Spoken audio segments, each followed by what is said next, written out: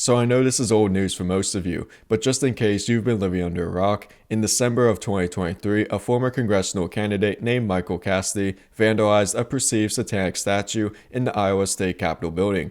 He was later convicted of criminal mischief and charged 2 years of probation along with a civil fine.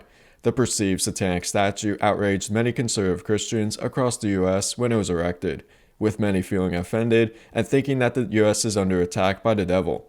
But why do most Christians believe that the pagan god Baphomet resembles Satan? That's what we'll be talking about in today's video. My name is Goose and welcome to my channel. So if you were to go out and ask any Christian what the devil looks like, most will describe him as a half-man, half-goat figure with horns, red skin, and a creepy smile, kind of like the Baphomet statues that seem to be popping up across the country all of a sudden. But the problem with this notion is that if you read through the Bible from Genesis to Revelation, you won't find any description of the devil that matches these pagan characteristics.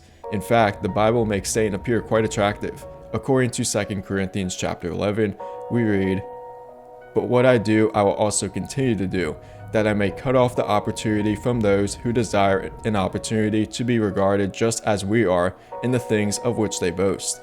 For such are false apostles, deceitful workers, transforming themselves into apostles of Christ. And no wonder, for Satan himself transforms himself into an angel of light." So we could clearly see that Satan can be deceiving through his appearance by resembling an angel of light. Before Satan was cast out of heaven, he was referred to as Lucifer, which is a name meaning light bearer. We can read the full story in Isaiah chapter 14. "How you are fallen from heaven, O Lucifer, son of the morning!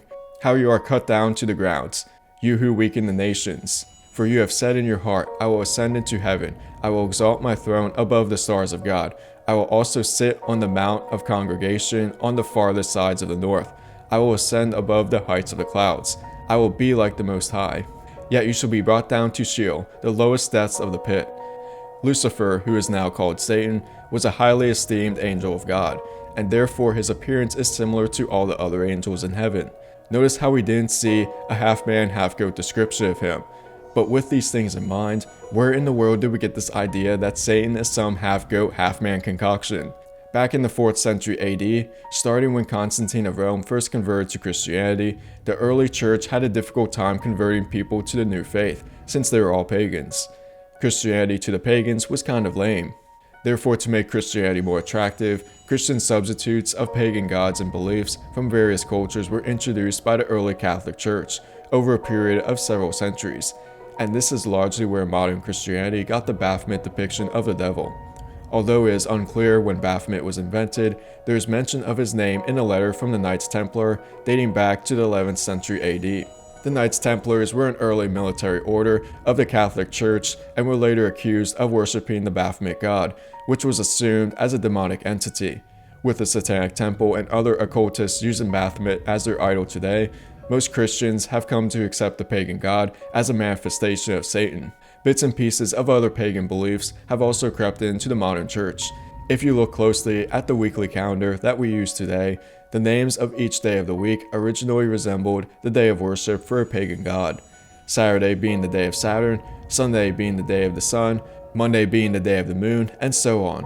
Although these things are harmless to the Christian faith, they still contradict the biblical account, which states that Sunday through Friday are really just numbered days from 1 to 6 according to Genesis chapter 1.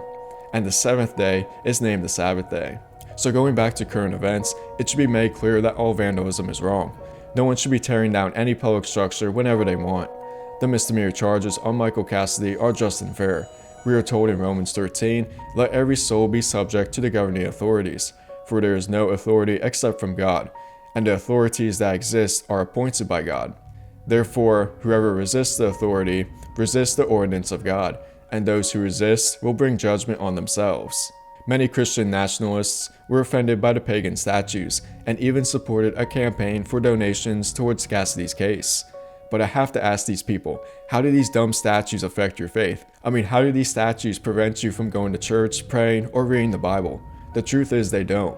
What we're seeing today is not Christians losing their rights, but more like Christians wanting to run the country. This is a new development since historically the church just wanted the government to get out of their hair. This is one of the reasons why most of the early European settlers went to North America, so that they can seek religious freedom and avoid persecution from the church and state powers of Europe. Advocating for church and state power in the United States today is a huge mistake. Historically, we have seen that God does not require things from us by force. For instance, in the Garden of Eden, God gave Adam and Eve the choice to accept or reject his love by planting the tree of the knowledge of good and evil. But obviously our earliest ancestors took God's love for granted and through presumption gave in to the snares of the serpent. So rather than joining the angry mobs of Christians who are up in arms over inanimate statues, just take a moment to realize the more prominent issues in the world today.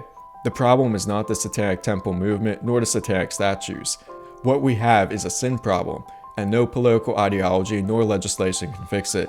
The sin problem will be resolved when this world will be destroyed, and all things are made new again. God offers a way out so that you don't have to be destroyed along with this corrupt world. In Revelation 14, we read, "Then I saw another angel in the midst of heaven, having the everlasting gospel to preach to those who dwell on the earth, to every nation, tribe, tongue, and people, saying with a loud voice, Fear God and give glory to him, for the hour of his judgment has come, and worship him who made heaven and earth, the sea, and the springs of water." Jumping to verse 12, "Here is the patience of the saints. Here are those who keep the commandments of God and the faith of Jesus."